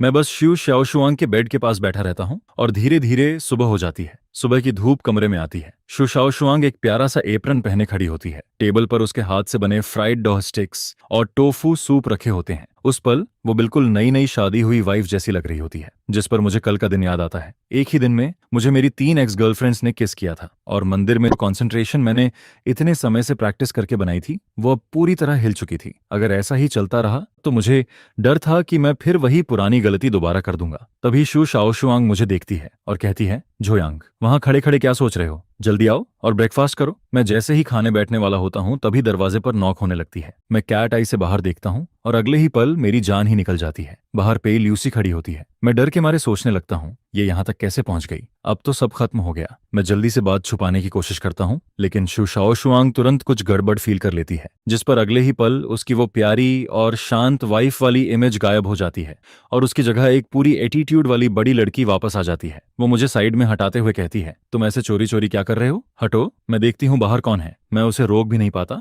और वो सीधे दरवाजा खोल देती है। दरवाजे के बाहर पेई ल्यूसी खड़ी होती है। वो पहले धीरे से कुछ बोलने वाली होती है, लेकिन फिर उसकी नजर शू शाओशुआंग पर पड़ती है, जिस पर दोनों एक दूसरे को घूरने लगती हैं। सबसे मुश्किल 2 एक्स गर्लफ्रेंड्स इस पल आमने सामने खड़ी होती हैं। शू शाओशुआंग हल्की सी मुस्कान के साथ कहती है, ओह, तो तुम हो बड़ी स्टार। अब समझ आया अभी ये इतना नर्वस क्यों था। जिस पर पेई ल्यूसी भी सीधे मेरी तरफ हाथ हिलाती है, लेकिन अगले ही पल उसकी आंखें तेज हो जाती हैं और वो शू शाओशुआंग से पूछती है, तुम यहाँ क्या कर रही हो? शू शाओशुआंग बिना डरे जवाब देती है, ये पूरा बिल्डिंग हमारी फैमिली की प्रॉपर्टी है। मैं जहां चाहूं रह सकती हूँ और जिसके साथ चाहूं रह सकती हूँ। फिर वो मेरी तरफ देखकर कहती है, मैं तो भूल ही गई थी कि तुम सिर्फ एक फूलदान जैसी हो। जिस पर पेई ल्यूसी का चेहरा तुरंत बदल जाता है। वो कहती है, शू शाओशुआंग, तुम्हें लगता है कि सिर्फ पैसे के दम पर तुम इसे अपने साथ रख सकती हो? पेई ल्यूसी की ये बात सीधा शू शाओशुआंग के सबसे दर्द वाले पॉइंट पर लगती है। मैं जल्दी से बात बदलने की कोशिश करता हूँ, जिस पर मैं मुस्कुराते हुए पेई ल्यूसी से कहता हूँ, चलो बाहर घूमने चलते हैं। लेकिन वो मुझे पूरी तरह इग्नोर कर देती है और कहती है, मेरे पास टाइम नहीं है, आज इसे मेरे साथ काम पर जाना है। जिस पर शिव शाओ शुआंग तुरंत जवाब देती है, मैंने तुमसे पूछा था क्या, तुम इसके लिए फैसले क्यों ले रही हो, तुम होती कौन हो। पी ल्यूसी भी तुरंत पलटकर कहती है, तो मैं भी तुमसे यही पूछती हूँ, तुम खुद को क्या समझती हो। उन दोनों को कॉरिडोर में लड़ने से रोकने के लिए मैं मजबूरी में दोनों को साथ ब्रेकफास्ट करने के लिए टेबल पर बैठा देता हूँ और फिर मैं खुद उनके बीच में किसी बेचारे वेटर की तरह बैठ जाता हूँ। पी ल्यूसी शुआ शियाशुआंग के बनाए हुए टोफू सूप का एक कौर खाती है। उसकी आंखों में साफ नापसंदगी दिखाई देती है, लेकिन फिर भी वो अकड़कर कहती है, ठीक है, किसी तरह खाया जा सकता है, लेकिन इसमें कोई रियल टेस्ट नहीं है। फिर वो शिव शियाशुआंग से पूछती है, क्या तुम रोज खुद खाना बनाती हो। जिस पर शिव शाओ शुआंग शांत होकर जवाब देती है, मैं यूजुअली बहुत बिजी रहती हूँ, तुम्हारी तरह मेरे पास हर दिन इतना फ्री टाइम नहीं होता कि मैं सिर्फ बाहर घूमती रहूं। पी ल्यूसी तुरंत कहती है, अगर टाइम हो तो खाना बनाना सीख लेना चाहिए, कुछ लोगों को बाहर का खाना पसंद नहीं होता। जिस पर शिव शाओ शुआंग सीधे मेरी तरफ देखती है और बात का तीर मेरी तरफ घुमा देती है, ऐसा है क्या, मुझे तो लगा था जो यांग को बाहर का खाना पसंद है। जिस पर ल्यूसी मेरी तरफ देखते हुए पूछती है, जो यांग, तुम्हें आखिर खाना कहाँ खाना पसंद है। और फिर वो दोनों मुझे घूरने लगती हैं। इस सवाल के सामने मेरे माथे पर ठंडा पसीना आ जाता है और मुझे लगता है कि मेरा सिर अभी फट जाएगा। जिस पर तभी जब ऐसा लग रहा होता है कि दोनों किसी भी पल मुझ पर टूट पड़ेंगी, तभी मेरा फोन बज जाता है। वो झांग युवेई का कॉल होता है। जिस पर मैं मन ही मन चिल्लाता हूँ, सिस्टर वेई की जय हो। झांग युवेई का ये फोन मेरे लिए किसी लाइफ सेवर से कम नहीं होता, क्योंकि अभी कुछ सेकंड पहले तक शुशाओ शुआंग और लियूसी की नजरें मुझे जिंदा खा जाने वाली थीं। मैं तुरंत फोन उठाकर कहता हूँ, हेलो जांग, क्या कंपनी में इमरजेंसी है। ठीक है, मैं अभी आता हूँ। मैं कंपनी में इमरजेंसी होने का बहाना बनाता हूँ और पूरी एक्टिंग करने की कोशिश करता हूँ, लेकिन ये दोनों लड़कियां इतने समय से मेरे साथ हैं कि मेरी आंखें जरा सी भी इधर उधर होती हैं तो इन्हें तुरंत पता चल जाता है कि मैं झूठ बोल रहा हूँ। जिस पर लिविंग रूम, जो पहले से ही भारी माहौल में था, अब और भी ज्यादा ठंडा हो जाता है। मैं बोलना बंद कर देता हूँ और लियूसी भी चुपचाप अपना सिर झुका लेती है। उस ब्रेकफास्ट के दौरान मुझे सच में ऐसा लग रहा होता है जैसे मैं किसी मौत की सजा के बीच बैठा हूं। यहां तक कि प्लेट में रखे फ्राइड डॉ स्टिक्स भी मुझे किसी टॉर्चर जैसे लगने लगते हैं। पूरा माहौल इतना भारी हो जाता है जैसे हवा भी रुक गई हो। जिस पर मैं जल्दी जल्दी खाना खत्म करता हूं और वहां से निकलने की कोशिश करता हूं। मैं लियूसी की तरफ देखकर कहता हूं, बड़ी स्टार, रहने दो, अगर किसी ने तुम्हें मेरे साथ देख लिया तो तुम मुसीबत में पड़ जाओगी, मैं तुम्हें मन खुद छोड़ देता हूं। लेकिन जैसे ही मुझे लगता है कि दूसरा वर्ल्ड वॉर फिर से शुरू होने वाला है, मैं तुरंत उठ जाता हूं और कहता हूं, रहने दो, मैं सबवे से चला जाऊंगा। इसके बाद मैं वहां से ऐसे भागता हूं जैसे जान बचाकर निकल रहा हूं और मेरे पीछे वो दोनों अचानक किसी अजीब से समझौते पर पहुंच जाती हैं। जिस पर शु शाओ शुआंग ठंडे चेहरे से लियूसी से कहती है, सिर्फ जुआओ निंग ही वापस नहीं आई है, वो 22 सरनेम वाली औरत भी वापस आ चुकी है और वो भी जुआओ यांग पर नजर रखे बैठी है। इसलिए हमारे बीच लड़ने से अच्छा है कि पहले बाहर वालों से डील किया जाए। और इसी समय मैं सबवे में बैठा हुआ अपनी जिंदगी के बारे में सोच रहा होता हूँ। मुझे लग रहा होता है कि मैं सच में अपनी जान दांव पर लगाकर जी रहा हूँ। अगर मैं ऐसे ही इन सबके बीच फंसा रहा तो एक दिन सच में खत्म हो जाऊंगा। जिस पर मैं मन ही मन कसम खाता हूँ कि आज से मैं लड़कियों से दूर रहूंगा और सिर्फ अपने करियर पर ध्यान दूंगा। लेकिन रियलिटी मुझे एक मौका भी नहीं देती, क्योंकि तभी सबवे में एक स्कूल गर्ल मुझे पहचान लेती है। वो अचानक चिल्लाकर कहती है, क्या तुम झो यांग हो। जिस पर पूरा डिब्बा एकदम से शोर से भर जाता है। कोई फोटो मांगता है, कोई ऑटोग्राफ, और कुछ लोग मेरे चारों तरफ जमा हो जाते हैं। मैं किसी शर्मिंदा भगोड़े की तरह किसी तरह उनसे बचते हुए सबवे से नीचे उतरता हूँ। लेकिन कंपनी के नीचे पहुंचने तक भी मेरा दिमाग अभी तक ठीक नहीं हुआ होता। मैं बस जल्दी से ऑफिस पहुंचना चाहता था। तभी पीछे से एक आदमी हुडी पहने हुए मेरी तरफ आता है और धीरे से पूछता है, तुम झाओ यांग हो, है ना। मैं बिना उसकी तरफ देखे कैजुअली जवाब देता हूँ, अभी थोड़ा अर्जेंट काम है, अगली बार साइन दे दूंगा। मुझे लगता है कि वो भी कोई फैन है, लेकिन अगले ही पल एक ठंडी चमक मेरी आंखों के सामने से गुजरती है। जिस पर वो आदमी अचानक नाइफ निकालकर मेरे गले की तरफ वार करता है। मैं इंस्टिंक्टिवली पीछे हटता हूँ, जिस वजह से वो वार मेरे गले की जगह कंधे पर लग जाता है। मेरे कंधे से तुरंत खून निकलने लगता है, लेकिन वो आदमी बहुत तेजी से हरकत करता है। वो मेरा कंधा पकड़ लेता है और इससे पहले कि मैं कुछ कर पाऊं, उसका नाइफ मेरे पेट में घुस चुका होता है। जिस पर कंपनी के नीचे का वो आम सा रास्ता अगले ही पल किसी डरावने सीन में बदल जाता है। वो आदमी नाइफ वापस खींचने ही वाला होता है कि तभी मैं पूरी ताकत से उसका हाथ पकड़ लेता हूँ और जोर से चिल्लाता हूँ, आग लग गई, जल्दी आओ। मेरी आवाज सुनकर आसपास के लोग तुरंत इकट्ठा होने लगते हैं। जिस पर किलर घबरा जाता है और जल्दी से अपने साथी की मोटरसाइकिल पर बैठकर वहां से भाग जाता है। जमीन पर गिरने से पहले मैं बस इतना कह पाता हूँ, एम्बुलेंस बुलाओ। 5 मिनट बाद मोशन मीडिया के बाहर जहांग युवेई मेरा इंतजार कर रही होती है, लेकिन मेरी जगह वहां पे ल्यूसी और शु शाओ शुआंग भी पहुंच जाती हैं। तीनों औरतों को अभी तक ये तय करने का मौका भी नहीं मिला था कि मुझे कौन अपने पास रखेगी। तभी कंपनी का एक एम्प्लॉय भागता हुआ आता है। उसका चेहरा पूरी तरह सफेद पड़ा होता है। जिस पर वो चिल्लाकर कहता है, झो यांग को सबवे स्टेशन पर नाइफ मार दिया गया है, बहुत खून निकल रहा है। यह सुनते ही शु शाओ शुआंग की आंखों के सामने अंधेरा छा जाता है और वो वहीं जमीन पर गिर जाती है, जबकि पेई ल्यूसी की आंखें पूरी तरह बदल जाती हैं। उनमें ना आंसू होते हैं, ना डर, सिर्फ पागलपन और गुस्सा होता है। वो बिना कुछ बोले ठंडे चेहरे से मुड़ती है और कहती है, तुम लोग हॉस्पिटल जाओ, मैं जुआओनिंग को ढूंढने जा रही हूँ। शू श्याओ शुआंग उसे रोकने की कोशिश करती है, लेकिन पेई ल्यूसी बिना एक्सप्रेशन के कहती है, जिसने उसे चोट पहुंचाई है मैं उसे टुकड़ों में तोड़ दूंगी। जिस पर शू श्याओ शुआंग उसे नहीं रोकती। वो सिर्फ अपना फोन निकालती है, क्योंकि उसे पता होता है कि जोयांग पर हुए इस अटैक के बाद क्लाउड सिटी पूरी तरह बदलने वाली है। एम्बुलेंस के अंदर झांग युवेई मेरा हाथ कसकर पकड़े रहती है। वो रोते हुए बार बार कहती है, अगर तुम्हें कुछ हो गया तो मैं भी नहीं जीऊंगी। जिस पर मैं मुश्किल से मुस्कुराता हूँ और उसे कहता हूँ, पेई ल्यूसी मुझे मरने नहीं देगी, चिंता मत करो। डॉक्टर की जांच के बाद पता चलता है कि नाइफ पर कोई पॉइजन नहीं था। यह सुनकर मैं राहत की सांस लेता हूँ। फिर मैं मुश्किल से अपना खून से भरा हाथ उठाता हूँ और कहता हूँ, मैंने उसके हाथ की स्किन अपने नाखूनों में फंसा ली थी, उसमें उसका डीएनए होगा। जल्दी से एविडेंस कलेक्ट करो, चाहे मेरे अंदर सिर्फ एक सांस ही क्यों ना बची हो। जिसने मुझे मारने की कोशिश की है, मैं उसे इसकी कीमत जरूर चुकवाऊंगा। क्लाउड सिटी में रेड डार्क ग्रुप को सबसे ताकतवर अंडरग्राउंड फोर्स माना जाता है, जिसने खुद को सबसे अच्छे तरीके से साफ इमेज में बदल लिया था। और उस ग्रुप की रूलर जुआओनिंग सिर्फ 31 साल की थी। वो क्लाउड सिटी के सबसे अमीर लोगों में से एक थी। इसी समय ये पुरानी अंडरवर्ल्ड क्वीन शीशे के सामने खड़ी होकर खुद को तैयार कर रही होती है, उस आदमी से मिलने के लिए जिससे वो सबसे ज्यादा प्यार भी करती है और सबसे ज्यादा नफरत भी। जोयांग वो अपने पुराने सख्त कपड़े उतार देती है और उनकी जगह एक लाल रंग की टाइट ड्रेस पहनती है, जिसे देखकर कोई भी आदमी अपना होश खो दे। लेकिन फिर भी जोयांग उसके सामने नहीं आता। मेरा इंतजार करने वाली ऑफिस में घुसकर आई हुई पेई ल्यूसी होती है। वो सीधे जुआओनिंग के सामने जाकर कहती है, सही कहा, सिर्फ तुम ही उसे कंट्रोल कर सकती हो, उसे हॉस्पिटल पहुंचा दिया गया है। जिस पर पेई ल्यूसी ठंडे चेहरे से आगे कहती है, किसी ने उसे नाइफ मार दिया है। यह सुनते ही जुआओनिंग के चेहरे पर मौजूद पांचवी बहन वाली नरमी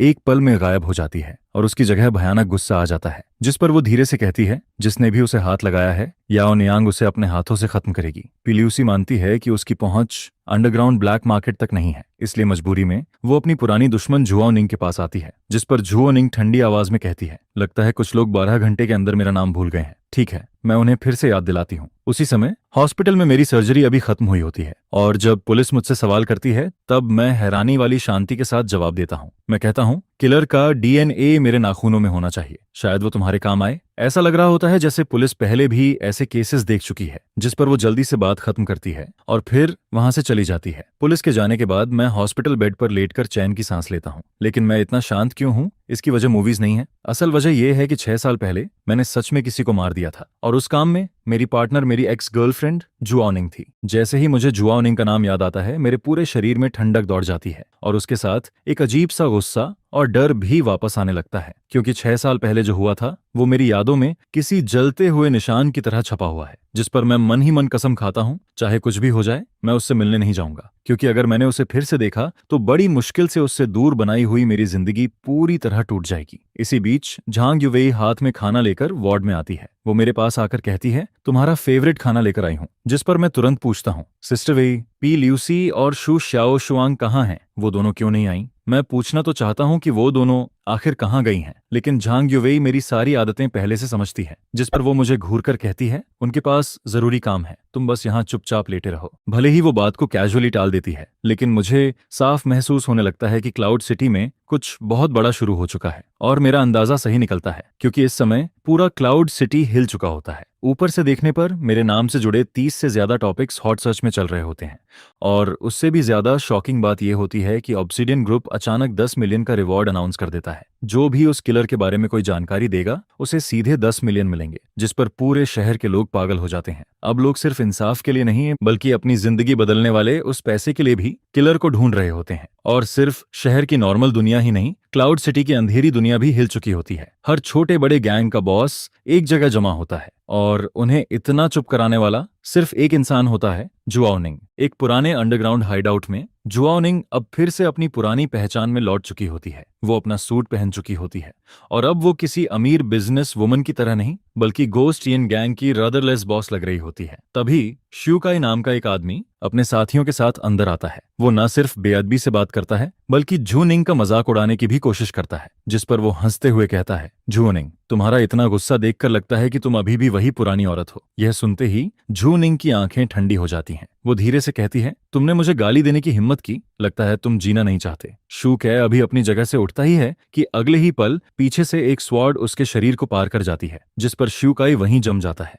और जुआओ निंग उसे ऐसे देखती है जैसे वो कोई इंसान नहीं, सिर्फ कूड़े का ढेर हो। वो बिना कुछ कहे सिर्फ अपने एक्शन से सबको बता देती है कि क्लाउड सिटी में अभी भी असली रूल उसी का चलता है। फिर वो धीरे से हाथ हिलाती है और शियुकाई की बॉडी जमीन पर गिर जाती है, जिस पर वो बाकी लोगों से कहती है, अगर कोई मुझे छूने की बात करेगा तो उसका यही हाल होगा। बाकी 4 गैंग बॉसेस ये देखकर इतने डर जाते हैं कि वो अपना सिर तक उठाने की हिम्मत नहीं करते। इसके बाद जुआओ निंग वापस शांत होकर अपनी चेयर पर बैठ जाती है, लेकिन उसके चेहरे का गुस्सा अभी भी खत्म नहीं हुआ होता। वो धीरे से कहती है, 4 घंटे के अंदर पता करो जिसने झो यांग पर अटैक किया वो किसके नीचे काम करता है। अगर तुम लोगों ने पता लगा लिया तो गोस्ट यिन गैंग तुम्हें अपना टेरिटरी दे देगा, लेकिन अगर नहीं पता लगा पाए तो फिर तुम्हारा एंड शियुका जैसा होगा। यह सुनते ही पूरे क्लाउड सिटी की अंडरग्राउंड दुनिया पागलों की तरह किलर को ढूंढने में लग जाती है।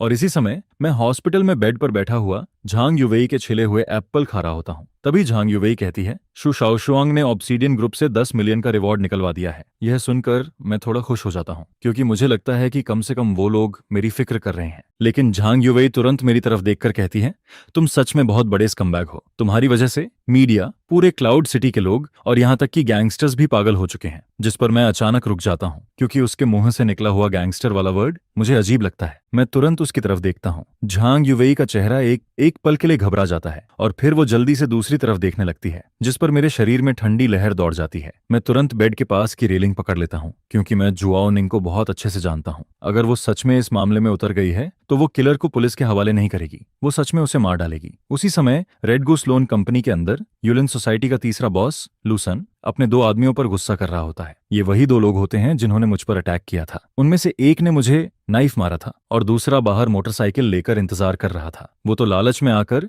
मेरे ऊपर अटैक करने वाले उन दोनों लोगों का सिर भी ऑब्सीडियन ग्रुप को बेचकर 10 मिलियन का रिवॉर्ड लेना चाहता था। लेकिन तभी उसे बॉस वांग चेनक का फोन आता है, और जैसे ही उसे पता चलता है कि 6 साल से गायब जुआओ निंग भी खुद लोगों को ढूंढने निकल चुकी है, वो सीधे डर के मारे जमीन पर गिर जाता है। जिस पर लू वॉल तुरंत फैसला करता है, हमें अभी इसी वक्त यहाँ से निकलना होगा। ये जगह अब सेफ नहीं है। लेकिन मोटरसाइकिल चलाने वाला उसका छोटा साथी उसके साथ मरना नहीं चाहता था, जिस पर वो चुपके से ऑब्सीडियन ग्रुप को फोन कर देता है और कुछ ही देर में सारी जानकारी शो शाओशुआंग तक पहुंच जाती है। वो घृणा से हंसती है और पुलिस को फोन करने के बजाय सीधा उनकी लोकेशन जुआओ निंग को भेज देती है, क्योंकि वो चाहती है कि कानून से पहले वो कमीने लोग असली नरक का दर्द महसूस करें। उसी समय यूलिन सोसाइटी का बॉस वांग चेन अभी भी के टीवी में बैठा हुआ होता है। उसकी गोद में एक लड़की होती है और वो शराब पीते हुए गाना सुन रहा होता है। वो अभी भी अपने मजे में डूबा होता है और सोच रहा होता है कि घोस्ट यिन नान्याकोहियन गैंग का एरिया अब उसका हो जाएगा। लेकिन तभी के टीवी का दरवाजा खुलता है और जुआओ निंग अंदर आती है, जिस पर वांग चेनक का चेहरा एकदम सफेद पड़ जाता है। उसकी जान जैसे शरीर से निकल जाती है। वो कांपते हुए कहता है, सिस्टर जुआओ, आप यहाँ कैसे?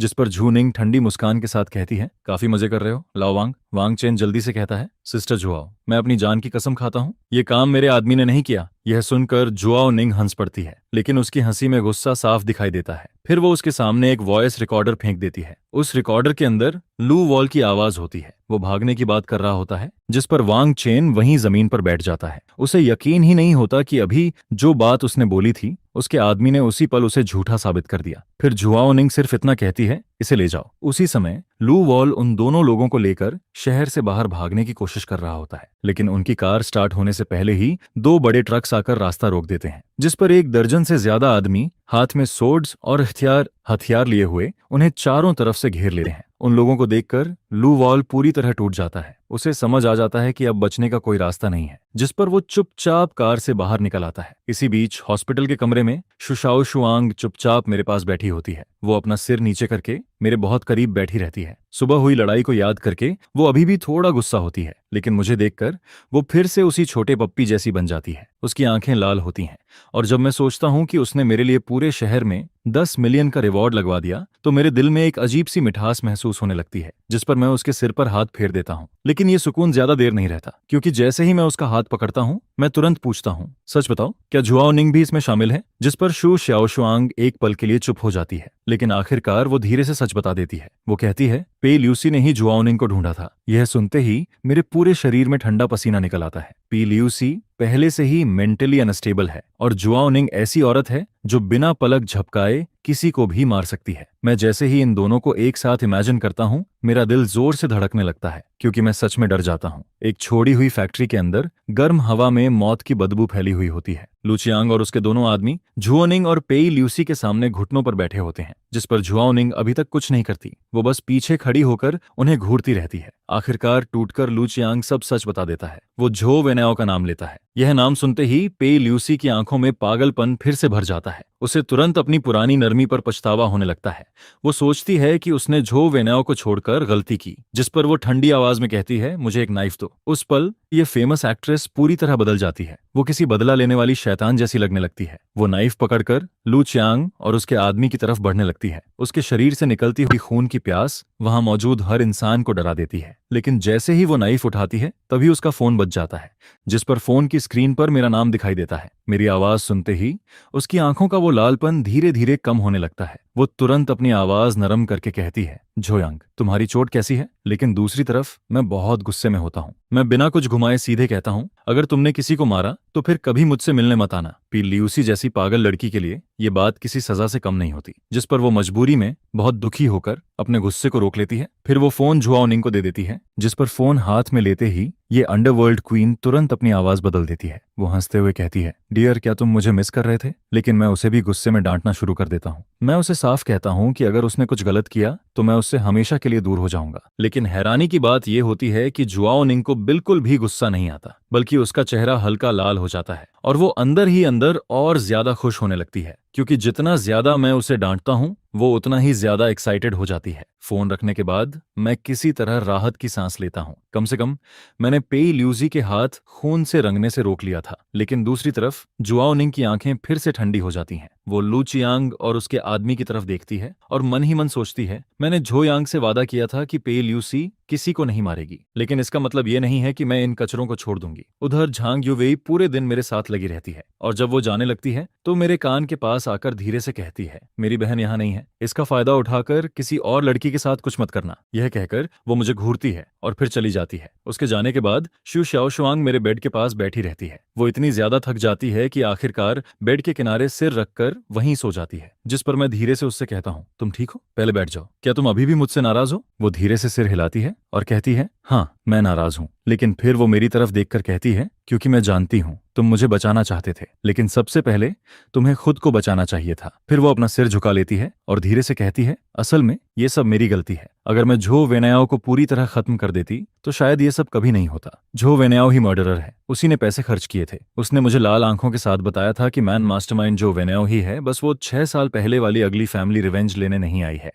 जिस पर मैं राहत की सांस लेता हूँ और कहता हूँ, खुद को ब्लेम मत करो, इस मैटर का तुमसे कोई लेना देना नहीं है। जिस पर वो पूछता है, तो क्या तुम अभी भी गुस्सा हो? अगर तुम्हें कुछ हो जाता तो 5th चाइल्ड कैसे जीता? लेकिन मैंने उसकी बीमारी को कम समझ लिया था। यह सुनते ही उसके दिमाग में इस बात का मतलब कुछ और ही बन जाता है। उसके मन में बस यही चलता है, तुम्हारे बिना मैं जिंदा नहीं रह पाता। जिस पर पेई ल्यूसी एक्साइटेड होकर उठता है और मुझे घूरने लगता है। फिर वो कहता है, मैं अब और वेट नहीं कर सकता। जिस पर मैं कहता हूँ, 1 मिनट रुको, शाओजुआंग अभी भी यहाँ है। लेकिन वो कहता है, उसकी परवाह मत करो, यांग को सिखाने दो, तुम बस मेरे साथ चलो। जिस पर उसके दुख भरे एक्सप्रेशन के साथ पी ल्यूसी आखिरकार होश में आता है और शू शाओशुआंग भी डर जाता है। जिस पर वो पूछता है, क्या हुआ? और फिर ऐसे ही मुझे दूसरी बार ऑपरेटिंग रूम में धक्का देकर ले जाया जाता है। उसी समय युनचेंग में पब्लिक ओपिनियन पूरी तरह एक्सप्लोड हो जाती है, जिस पर पेई ल्यूसी और जुआओनिंग की मदद से झो वेनाओ के हंगरी पर असासिनेशन की खबर सारे हेडलाइंस में छा जाती है। और फिर झो निंग मा जाई एर्गो को टीम पर अटैक करने के लिए भेज देती है, जिस पर झो वेनाओ पूरी तरह खत्म हो जाता है। और मैं इस भारी प्यार की वजह से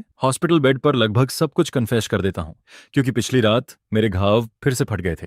जिस पर मुझे फिर से ऑपरेटिंग रूम में ले जाया जाता है। पेई ल्यूसी चुपचाप खुद को ब्लेम करता रहता है और यहाँ तक कि शू शाओशुआंग, जो पहले गुस्सा होना चाहता था, वही उसे उल्टा समझाने लगता है। वो कहता है, रोना बंद करो, वो अब डेंजर से बाहर है। फिर हम थोड़ी देर रेस्ट करते हैं। लेकिन रात के 2 बजे तक भी मेरा ब्लीडिंग पूरी तरह बंद नहीं होता और जब मैं दोबारा जागता हूँ तब दोपहर हो चुकी होती है। जिस पर सबसे पहले मुझे जुआओनिंग का बढ़ा चढ़ा फिगर दिखाई देता है और फिर वो मेरा सिर अपनी बाहों में दबा देती है। उसकी वो पुरानी सॉफ्टनेस मुझे लगभग डुबो ही देती है, लेकिन एबॉट की वार्निंग याद करके मैं उसे धीरे से दूर कर देता हूँ, क्योंकि ये औरत इतनी टेम्पिंग थी कि मुझे पुरानी बातें याद आने लगती हैं। मैं उसके साथ बाकी 4 एक्स गर्लफ्रेंड्स को मिलाकर जितनी बार रूम नहीं लिया, उससे ज्यादा बार उसके साथ साथ ले चुका हूँ। जिस पर मुझे 6 साल पहले की बात याद आती है जब मैं सेकंड ईयर में था। उस बारिश वाली रात में मैं अभी अभी झांग युवेई को गली से छोड़कर वापस आया था और तभी मैंने जुआओ निंग को बचाया था जो पूरी तरह खून से ढकी हुई थी। शुरुआत में मैंने बस उसे उठाया और एक छोटे से किराए के कमरे में रख दिया जो मैं मुश्किल से अरेंज कर पाया था। उस समय मैं खुद भी दागों और खून से भरा हुआ था, लेकिन जैसे जैसे उसके घाव ठीक होने लगे उसका चेहरा किसी और ही लेवल का दिखाई देने लगता है,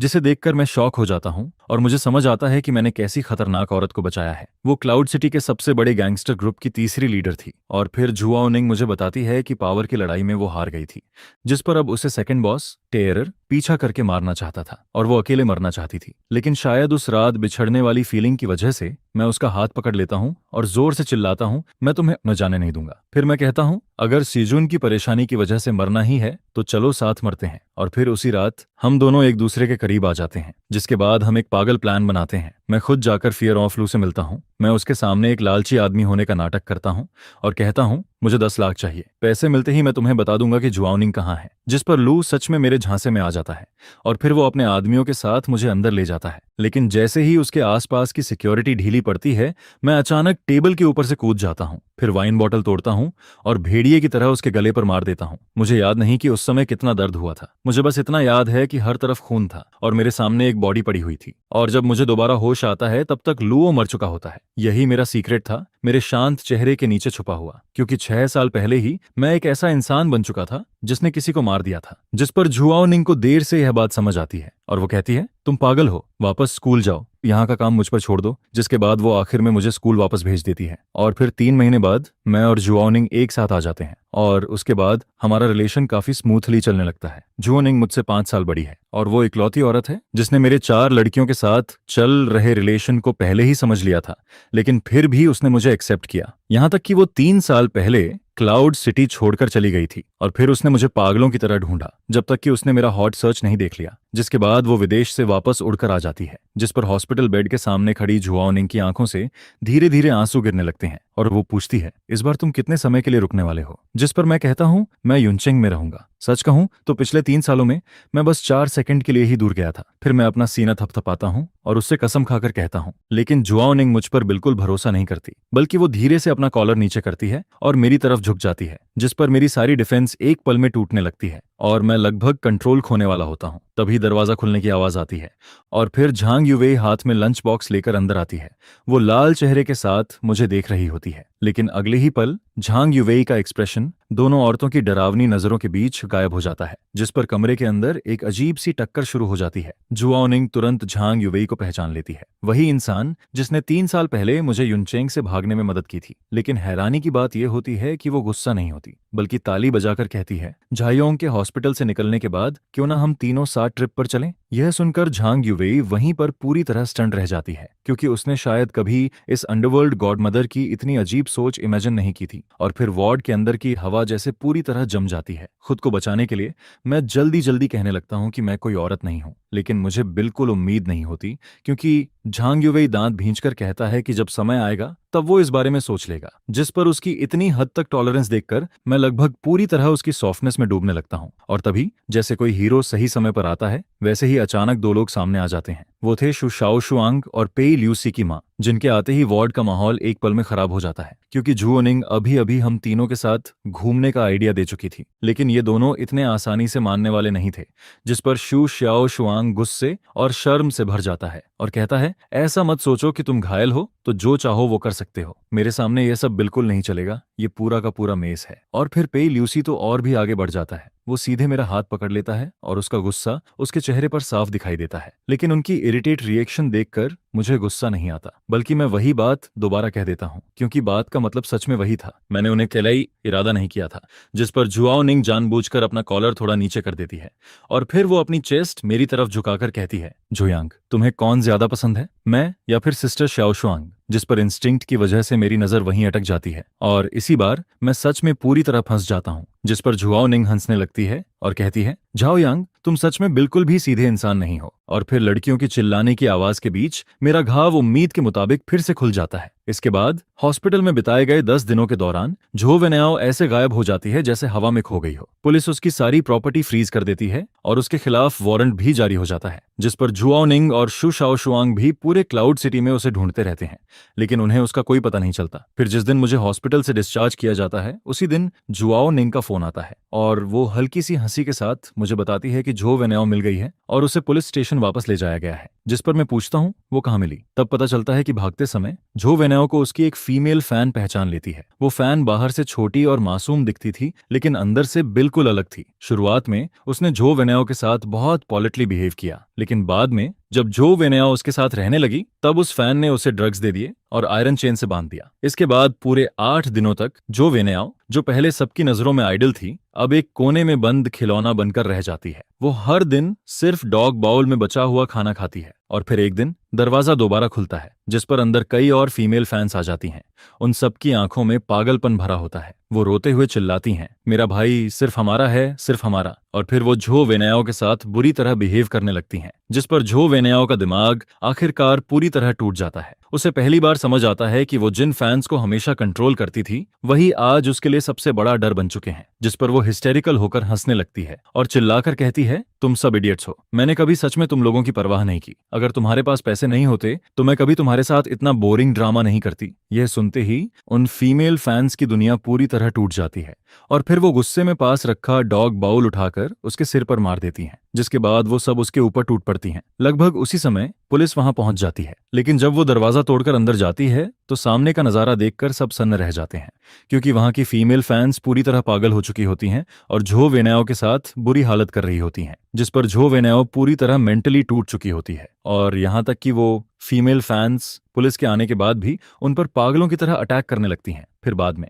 इन्वेस्टिगेशन के दौरान मुझसे पूछा जाता है कि क्या मैं झो वेनाओ से नफरत करता हूं, जिस पर मैं शांति से जवाब देता हूं, मैं उससे या उसके फैंस से नफरत नहीं करता। वो दोनों बस बहुत बीमार लोग हैं जिनकी सोच और वैल्यूज पूरी तरह खराब हो चुकी हैं। जिस पर मॉनिटर में दिखाई दे रही झो वेनाओ का चेहरा बिल्कुल खाली होता है और पुलिस कहती है कि उसकी मेंटल कंडीशन अब खराब हो चुकी है। लेकिन मैं जानता हूं अब वो अपनी पूरी जिंदगी इसी डर में जिएगी कि कोई पागल फैन फिर से उसके सामने आ जाएगा और यही उसके लिए सबसे बड़ी सजा है। इसके बाद उसी दिन झुओ निंग मुझे 3 साल पहले वाले पुराने शहर में वापस ले जाती है। हम दोनों सोचते हैं कि उस सानहे होटल में जाएंगे जहां हम पहली बार डेट पर गए थे, लेकिन जैसे ही हम वहां पहुंचते हैं अंदर से आवाज आने लगती है, जिस पर हमें पता चलता है कि कुछ लोकल गुंडे होटल की मालकिन से प्रोटेक्शन मनी मांग रहे हैं। यह देखकर जुआओ निंग हल्का सा हंसती है, क्योंकि यह सब उसके लिए बहुत फेमिलियर था। अंडरग्राउंड वर्ल्ड का यही तरीका था। मैं कुछ बोल पाता उससे पहले ही जुआओ निंग मुस्कुराते हुए आगे बढ़ जाती है और फिर कहती है, आजकल के यंग लोग सफाई के रूल्स तक भूल गए हैं। जिस पर सामने खड़ा गुंडा उसे डांटने ही वाला होता है, लेकिन जैसे ही वो जुआओ निंग का चेहरा देखता है उसके हाथ से स्टील पाइप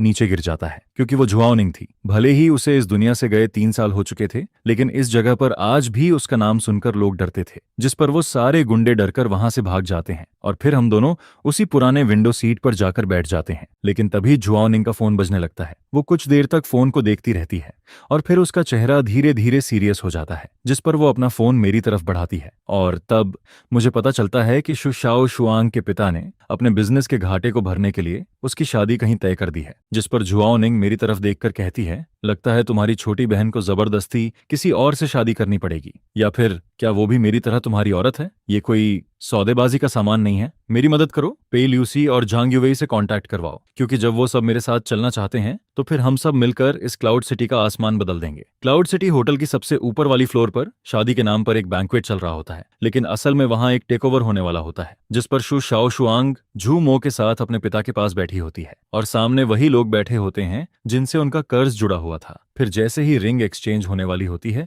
बैंक्वेट हॉल का दरवाजा जोर से खुल जाता है, जिस पर मैं 3 साल की दूरी और 20 दिनों की तैयारी के बाद बिल्कुल शांत चेहरे के साथ अंदर चला आता हूँ।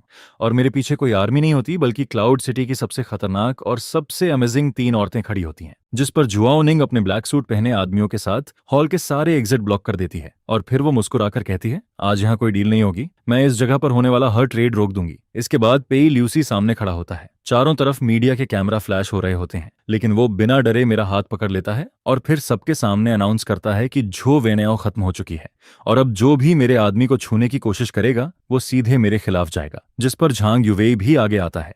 उसके हाथ में एक इन्वेस्टमेंट कॉन्ट्रैक्ट होता है और फिर वो बिल्कुल शांति से सामने बैठे हेयाओ ग्रुप के लोगों से कहता है, तुम्हारा सारा कर्ज हमारी मीडिया कंपनी और होंगान ग्रुप मिलकर चुका देंगे। यह सुनते ही शु श्याओ शुआंग खुद को रोक नहीं पाती और सीधे भागकर मेरी बाहों में आ जाती है। इस बार किसी ने भी मुझ पर किसी का दिल चुराने का इल्जाम नहीं लगाया। और फिर देर रात जब यह सारा हंगामा खत्म हो जाता है, तब मैं वापस उस छोटे से किराए के घर में लौटता हूँ। लेकिन अब वहां हर तरफ 4 औरतों की मौजूदगी और उनकी खुशबू फैली होती है, जिस पर मैं चुपचाप अपने दिल में मान लेता हूँ कि इन चारों के साथ पूरी जिंदगी बिताने का जो माहौल है वो अब पहले जैसी टेंशन से बदलकर एक अजीब सी हार्मनी में बदल चुका है। और फिर मैं सोफा के बीच में बैठा होता हूँ और मेरे सामने वो 4 चेहरे होते हैं जिन्हें देखकर किसी का भी दिल भर जाए, जिस पर मैं अपने मन में समझ जाता हूँ कि ये अब वो 4 नाव नहीं है जो कभी भी डूब सकती थीं, बल्कि ये एक ऐसा नरम पिंजरा है जिससे मैं अब कभी निकल नहीं पाऊंगा। और सच कहूं तो अब मैं निकलना भी नहीं चाहता। क्लाउड सिटी की रात अभी भी उतनी ही खूबसूरत और डेंजरस लगती है और मेरी यह शूरा फील्ड वाली कहानी अब जाकर अपने सबसे बड़े चैप्टर में एंटर करती है।